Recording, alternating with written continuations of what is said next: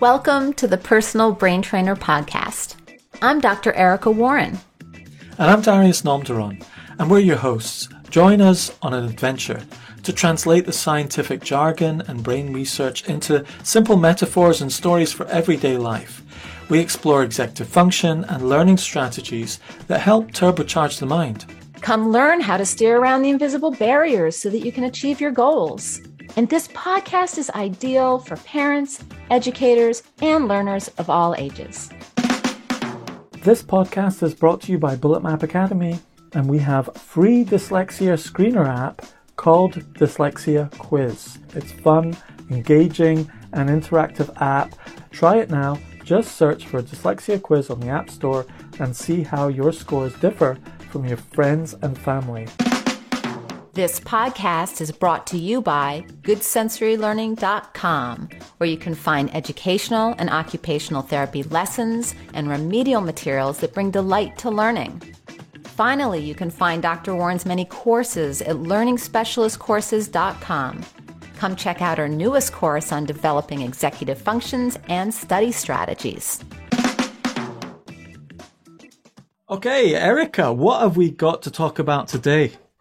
I am so excited about today. It's another piece of executive functioning, and it's cognitive flexibility.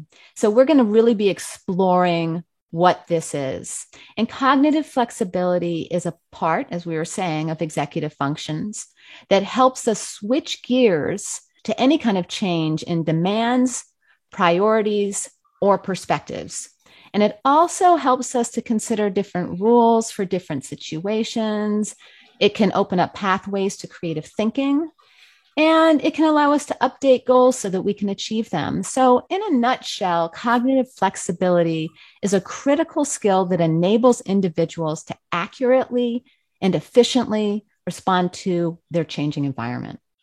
So, do different people have different levels of cognitive flexibility then? Absolutely. In fact, for some people, it's really, really easy. And for other people, it's extremely hard. So we're looking at another continuum. And you know some people that they have a plan and they just can't let it go. They have to stick to the plan. They don't want to change. They want it to stay the same. And then there are other people that can, I can go along. Oh, we'll do this instead. Okay. And you're in the middle of doing something and something pops up and you can come up and you can distract them and they can just follow you. Well, it's kind of funny. I wonder whether people with attention deficit disorder have more cognitive flexibility.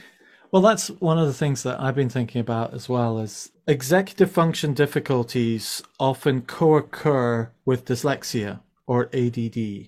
And that's often an overlap between dyslexia and ADD, is this executive function difficulties. And yet, cognitive flexibility is not necessarily somewhere where we're often deficient at or lower at. That's an area where we're probably spike high on in terms of flexibility. I've got an interesting story about this. I went on holiday with my children to Africa and Malawi. One of the things we said to them, our children liked to have a routine. They were quite young. So there's a little bit of cognitive inflexibility. It's like, Mummy, Daddy, what are we doing today? And you're like, this is the plan. But we said to them, we're going to call it Plan B, because in Africa, we don't always know what Plan A is going to be. But we're going to go on a journey. We're going to start with Plan B. We're going to do this. We're going to go there. We're going to go there. But we're going to discover what Plan A is going to be. And that's cognitive flexibility, isn't it? Yeah, it is. It's being able to kind of switch gears to apply different rules to different situations. Absolutely. But what we noticed when we were doing that, if we took that as an example, just because something new came up, it didn't mean we would have to follow it. We're not so flexible that we would just immediately change. But there would be times as a family we'd get together and we go, yes, we were meant to go and have lunch here and eat this and do that. But if we wait a bit longer, we could maybe go and do it over here and that would be quite nice.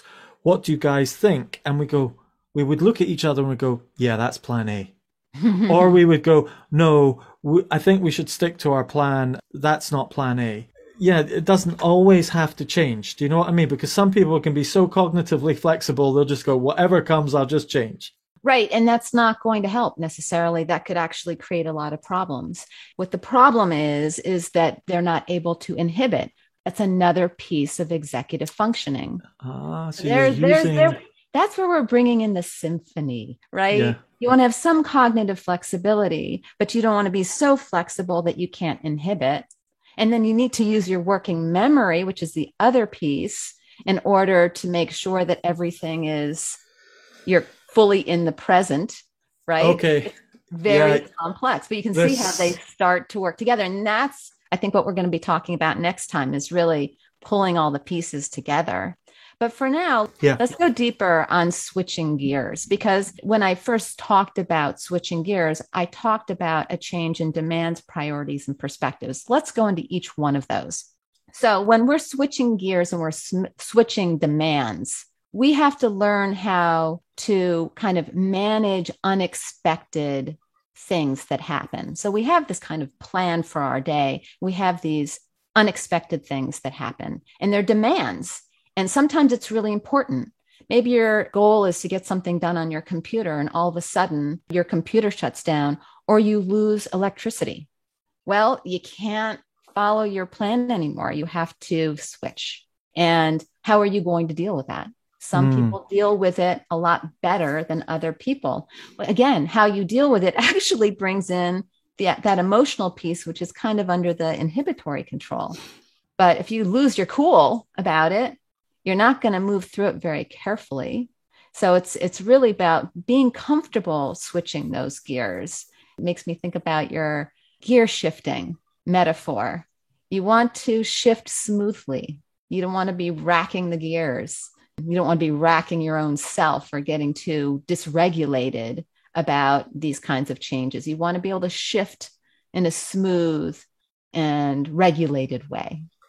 Well, I think I like to frame things in analogies to help understand all of this. And that's one of the things that we're wanting to do on this sort of journey, is to start framing them into accurate analogies and interrogating them to see whether it's a decent analogy or not.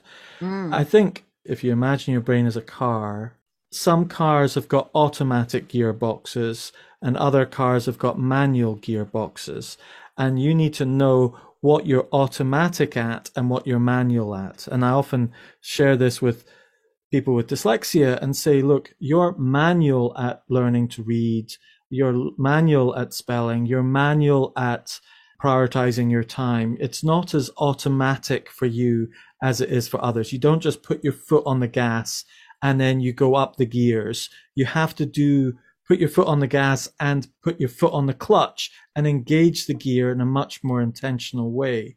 And I suspect there are some people with dyslexia, because that's where I think most of the time about dyslexia, is there are some people with dyslexia who are much automatic at being creative or three-dimensional thinkers and problem solving. They just automatically go through the gears, whereas sometimes you with other people you need to have a system, and you go, this is step 1 of solving a problem, this is step 2, and this is how you shift into step 3, and you have to be much more intentional at teaching them that skill because they're manual at it. And what you're doing is you're teaching them cognitive flexibility. Yes. But you're right. It doesn't necessarily mean that it's going to be the same. So a student with dyslexia might need to learn how to switch the gears and be flexible when it comes to reading, but they might be able to be fine when it comes to cognitive flexibility and creativity. So one way of thinking about this is cognitive flexibility. Sometimes when you think about these kind of terms, is how do I get myself to be more flexible? How do I get myself to be more adaptable and switch gears? Or is it just fixed and I just have to live with the consequences of it? Or like I'm terrible at dealing with daily demands and emergencies, or I'm terrible at ordering my day and my tasks and switching gears with priorities. I know you're going to talk about that. Like with the stick shift, is if you accept that this area in my life, I have to be very intentional and go through the gears on, you can become automatic at it flexible attic, as it were, but you're still manual. You still have to be intentional, but you're very smooth at it because you've learnt the gears to go up and you shift gears according to circumstances. So that's why I think this analogy could work, because life is like driving down a road and sometimes something jumps out on the road, or traffic slows down. You say, no, I'm staying in third gear. I don't want to drop down gears. Well, if you stay in third gear and you slow down, you're going to stall. Right. And you start wondering, why is life stopped? Why am I stalled? There's something wrong with my car. No, there's nothing wrong with your car. You just haven't shifted the gears down to match the road conditions or the circumstances, whether changing demands, emergencies, etc. Exactly. So let's look at switching gears priorities. Yeah. And when you think of priorities, that's when you're taking the time to order tasks.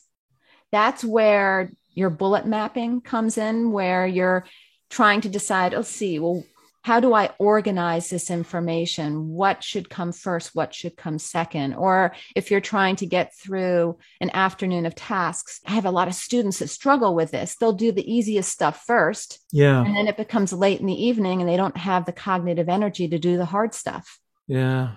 And prioritizing to really consider all the factors that are going on in the moment and in the coming moments to figure out what order should I do things in. Can you be like, for example, I'm really good at switching gears according to unexpected demands and emergencies, but I'm really bad. I'm not automatic at switching gears with regard to prioritizing and so on. Can you be kind of good at one and bad at the other? Absolutely. Absolutely. And so you can't necessarily say that somebody has a full-blown problem with cognitive flexibility necessarily, because in some situations they may be very flexible, but in other situations they may not. So I can think in some ways I'm extraordinarily flexible, but there are in other situations where I'm not. So I think with all of these different areas of executive functioning, we should never really consider them as overarching. And I'll give you a perfect example.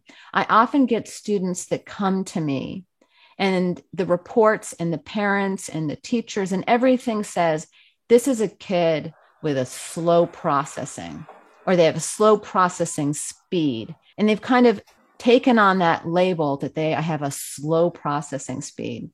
And every time I see that, I get very frustrated because it typically goes back to an intelligence test, which categorizes students as having a slow processing speed based on 2 or 3 subtests. In fact, those subtests, I'm thinking about the WISC for children and the WACE for adults. They also involve a lot of visual processing. So what I tell people is based on those tests, no, we cannot conclude that the child or that you have a slow processing speed, but we can conclude for some visual tasks, you have a slow processing speed, but we shouldn't generalize to all of cognition. And I can tell you right now, when you say I'm terrible at prioritizing, I bet there's some situations where you're not. The interesting thing about this is that I've learned about myself with regard to prioritizing. I'm very good at prioritizing in an emergency where I can see everything that's going on. I'm very bad at prioritizing when I can't see everything that's going on. But you have a strategy, bullet maps, which enable you to then order things and see them, and you can move through it. Yes. So in fact, you are a master at prioritizing. You have become... When I'm intentional about it, but if I decide not to be intentional about it, I default back to my natural state, which is diabolical at it. But I think what fascinated me when I was learning about this with you over the last year, I've been reflecting on this a lot, executive function skills and so forth, is that if I've got, say, a group painting project at a primary school and all the teachers decide we're going to paint all of this and paint all these rooms and I'm going to be the coordinator, I can coordinate that because I can see all the rooms that are happening, see all the people, see what's happening. Oh, this is a bit of a problem. They're going to end up all converging in one place. We need to reallocate someone so that we can keep the flow going and so on. I can do all of that because it's very visual and I can see what needs to be done next. But if I had to organize it as a whole series of lists and it being theoretical before I got there and hands-on, then it becomes much harder. But then there's other people who are really good at prioritizing it in the list form and really bad at doing it when daily demands and emergencies get in the way and having that flexibility. So I have to compensate by creating a visual map of everything so I can picture the unseen, as it were. That's right. And I would work very differently with an individual that, for example, couldn't visualize very well. And maybe they're not visual, maybe they're more auditory, in which case I would use other strategies. You want to accommodate someone's way of learning and their comfort zones. However, you also want to flip it and say, okay, how can we strengthen those areas of weakness so that they don't have to get in the way? So I love to work with individuals that can't visualize or that struggle with visualization, because if we can open that door, it really changes cognition. So there's really a combination of things that we want to do. We want to strengthen weaknesses, but we also want to honor strengths. So you mentioned switching gears when it came to demands, switching gears when it came to priorities. You also mentioned switching gears when it comes to perspectives. What does that mean? That means seeing a situation through a different lens. If you have an argument with somebody and you have a disagreement, we rarely let go of our perspective and look through their lens. However, when we do, it builds compassion, right? And it also gives us kind of a new way of viewing life. So, for example, you were talking initially that, oh, I'm terrible at priorities. But we switched your lens a little bit and discovered that, wow, in some ways, you're gifted at priorities, particularly when you can see it or visualize it. So sometimes we have to switch our perspective. Sometimes we have to switch our perspective to get through a difficulty. Instead of looking at, feeling like we're in the woods and we're stuck in the woods and there's no way out, can we try to find a path? Sometimes it's baby steps. Sometimes it's looking at the big picture and saying, okay, well, that forest, there's somewhere on the other side of the forest. How can we get there? You know what's interesting there? I remember someone saying to me that the most important thing in life is not finding the right answers, but asking the right questions. Because once you start asking the right questions, you start getting the right answers. You can ask the wrong questions and get the right answers to the wrong questions. So you've got the right answer, but you're asking the wrong question. And in a way, that's cognitive flexibility when it comes to perspectives, switching gears and perspectives, because sometimes you go reframing things with another question is helpful. Yeah, I love that. I think that makes a lot of sense. A lovely kind of analogy of switching gears and perspectives is you often hear of people that have a health crash. I mean, I know I did in my 30s where I had ulcerative colitis and cancer and all of these issues, and I felt like my life was ending. However, once I moved through it, I had a new perspective, which was I was so grateful that I had a warning in life and that I had the opportunity to learn about other ways I could change bad habits. I learned how to take care of myself. And all of a sudden, that crisis became a gift. It became a gift for me to have a more healthy life and to feel better about myself. And yeah, I mean, I changed things, like I stopped eating starch and sugar and really have a very clean diet. And so many beneficial things happened. I found that my cognition changed significantly. My emotions changed significantly. I just had more control over everything. And I felt better about life because I was feeding my body what it needed to be more optimal. So it's kind of funny how anytime I work with students and they're in a very difficult space, or even when I work with adults and they're in a difficult space, we try to flip it. How can we flip this? If you feel like you're in a sinking boat, how can we flip that? I was doing this with a friend of mine where she felt that she was in a situation with her daughter and she felt that the situation was kind of pulling her under and she felt that she was sinking. And we were able to shift it. And she said, well, all right, maybe I need to change my boat. All right, I want to be in a party barge. I want to be in a pontoon boat that's strong and fun.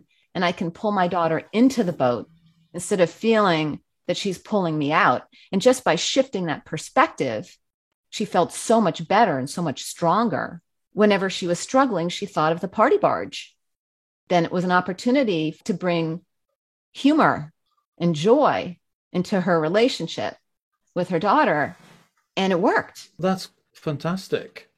And it's making me think, what's the practical takeaways? How do we work with cognitive flexibility? Because basically what we're talking about is when things aren't going our way, when things aren't going as expected, unexpected demands, changing priorities, and having to change our perspective on something. You know, we thought we understood something, we thought we knew where we were going, and things have shifted.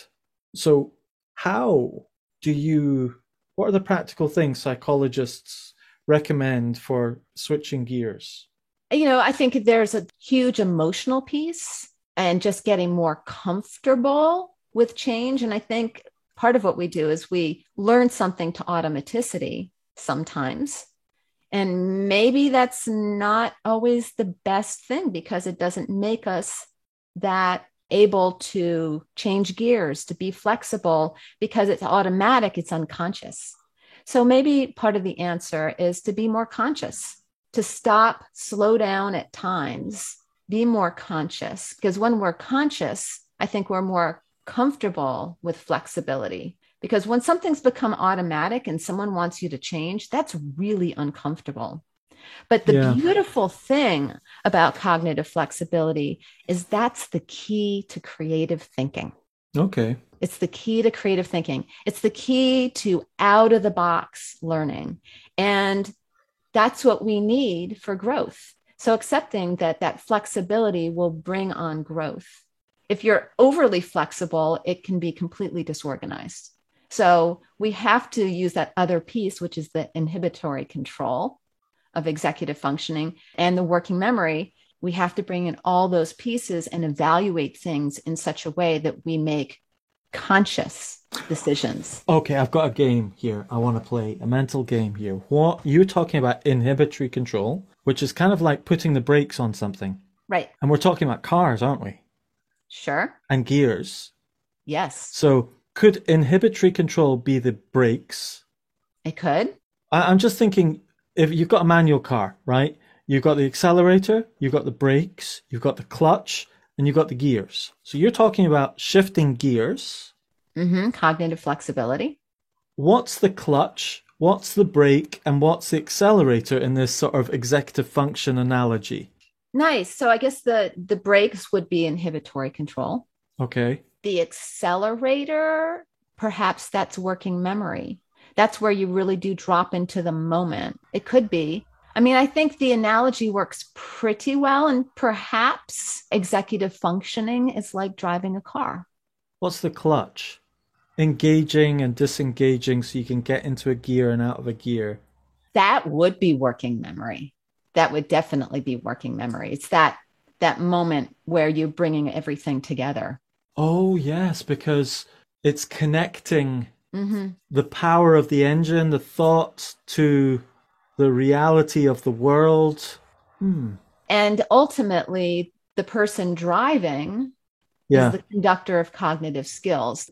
Like we've talked about how in order to do executive functioning really well, you have to pull all these pieces together. And you had said earlier that many dyslexics struggle with executive functioning. And I agree with that. But I also feel that each dyslexic struggles with different pieces of executive functioning.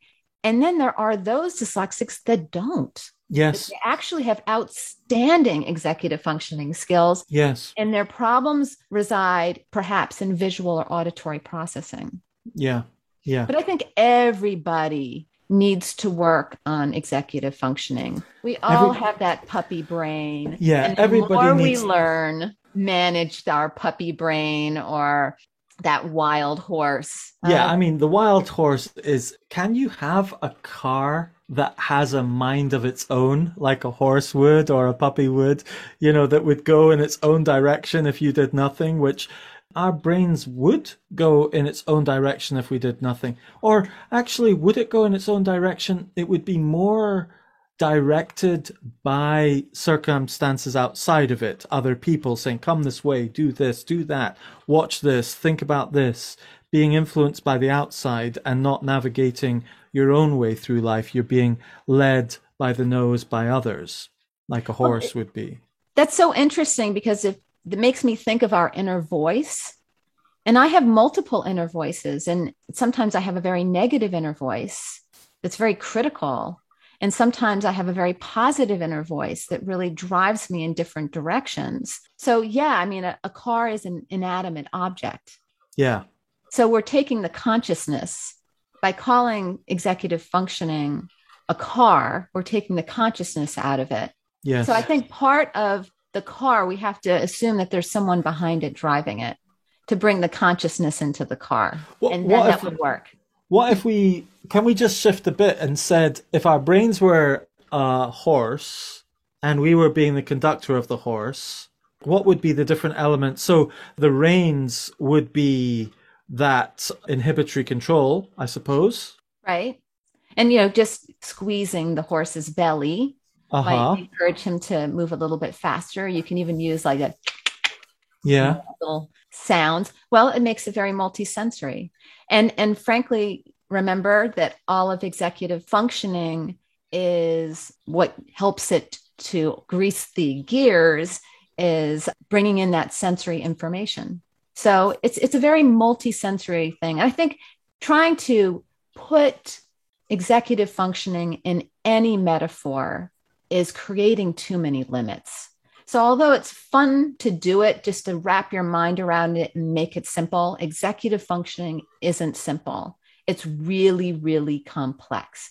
So I think that we can embrace the idea that if we want to get the general gist of it, that we can use metaphors to help us wrap our minds around these pieces, but understand that it's its own universe, which is extraordinarily complex. I'm liking thinking about it as a car because sometimes you're sitting in your car and you're wanting to go down the road or go down a route and you're frustrated because the car's stalled or something's gone wrong or it's not handling quite right or you're not going the direction you wanted and you're not quite sure. And really what we're talking about is you need to train personal brain trainer, you need to learn to drive your own mind. You need to learn to drive the car.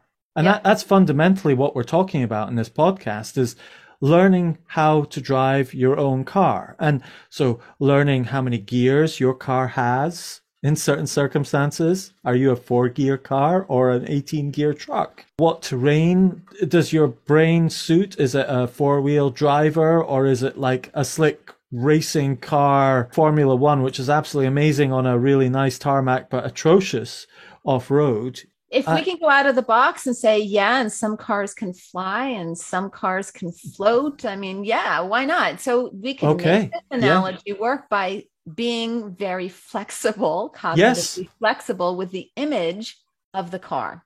So I will embrace that notion that executive functioning is like a car, as long as car means something much bigger. Okay, vehicle then. That would work. Vehicle, yeah. Sold. Because think about it. We're just souls in a vehicle, and the vehicle is our body. Yes. And what drives our body is our brain. Yes. Which is filled with all these cogs or gears and we just want to experience this world and move through it with as much grace as possible, I guess. At least that's what I want, but it's not necessarily what other people want. We want to achieve our goals. We want to get what we want. People want different things. And you mentioned at the beginning of this, which is a lot of this, and in this podcast, it's about how to achieve your goals, how to get to the destination or along the route, travel along that route. Oh, I've got another analogy talking about vehicles. Okay. One of my favorite vehicles is a sailboat.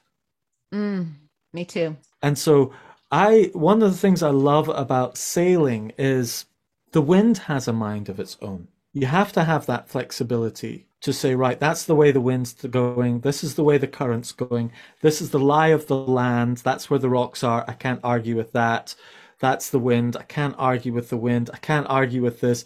I'm going to have to adjust my sails to the circumstances that are here. How about using that as a sort of executive function analogy? I really like that analogy for what we're talking about today, which is the cognitive flexibility. True. Yes, absolutely. And that reminds me of hot air balloon riding, which is one of my favorite things to do. I've done it 3 times now, and it's phenomenal. And it's the same concept where you're in the wind. Yes. And the beautiful thing about being in the wind is it's completely quiet, which I just didn't expect.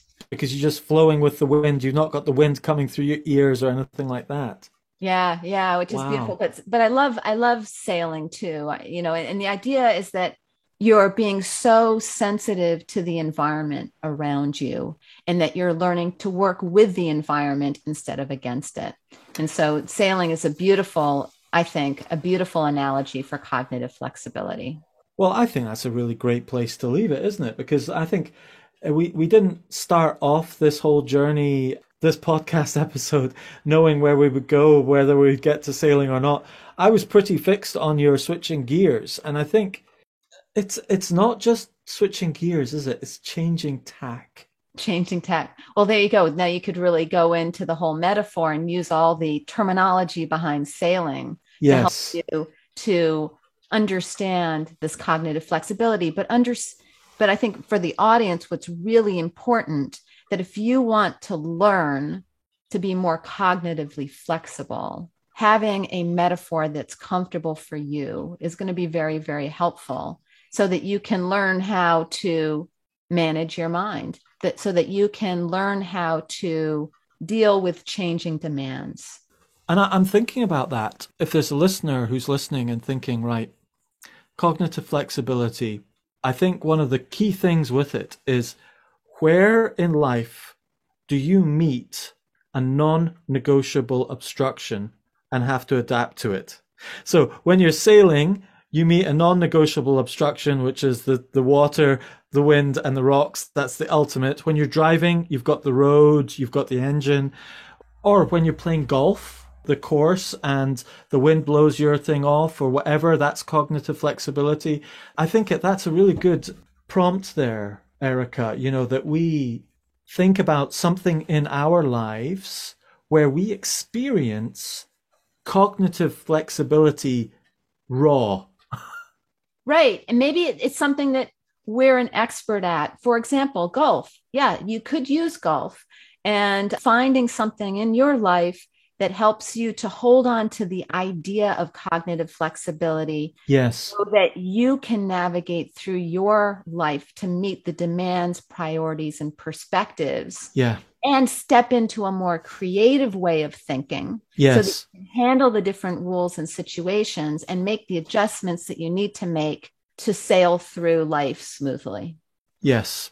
Perfect. Yeah, I love it. Let's wrap it up here. I think let's wrap it there. Yeah. To end it. And thank you so much for being a part of this discussion. And we look forward to the next. I think the next week we'll be talking about more of the higher level executive functionings and strategies so that we can strengthen executive functioning at large. Yeah, I really liked how you started to do that in this episode, where you started talking about inhibitory control, putting the brakes on something, and then the cognitive flexibility, this tension between the two. But it's not just a dual tension. There's, what's the third one that we covered? Inhibitory control. Working memory. So there's these working in the moment. This trio, yes. Yeah, so it's kind of like inhibitory control, cognitive flexibility, and then working memory in the middle. It's going to be fascinating to see how that all ties into things like time management and organization. So I'm looking forward to Erica. Well, I hope you've enjoyed this podcast, guys. I have. Have you? Definitely. All right. Well, see you in the next discussion. See you next time. Bye. Bye. Thank you for joining our conversation here at the Personal Brain Trainer podcast. This is Dr. Erica Warren. And Darius Nomduron. Check out the show notes for links to resources mentioned in the podcast. And please leave us a review and share us on social media. Until next time, bye. Bye.